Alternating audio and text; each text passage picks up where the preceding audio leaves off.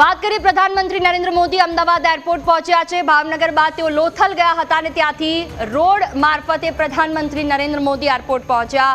લોથલનો કાર્યક્રમ પૂર્ણ કરી તેઓ પહોંચ્યા છે। ખરાબ હવામાનને કારણે તેઓ બાય રોડ પહોંચ્યા। પ્રધાનમંત્રી મોદી અને સીએમનો કાફલો એરપોર્ટ પહોંચ્યો છે અને અહીંથી તેઓ દિલ્હી જવા રવાના થશે।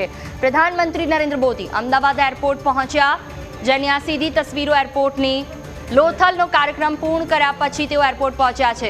વધુ માહિતી સાથે સંવાદદાતા જયેશ અમારી સાથે ફોન લાઈન પર જોડાયા છે। જી જયેશ, પ્રધાનમંત્રી નરેન્દ્ર મોદી એરપોર્ટ પહોંચ્યા, શું વિગતો?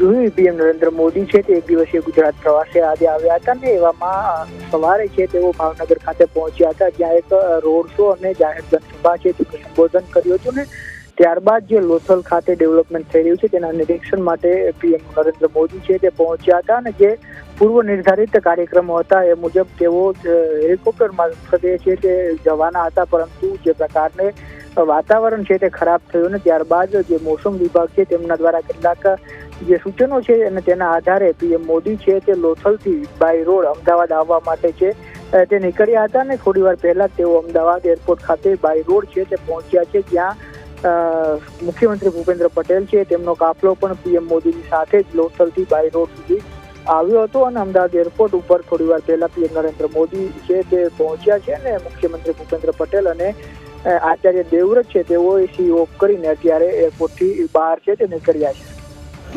બિલકુલ, તમામ જાણકારી બદલ આભાર।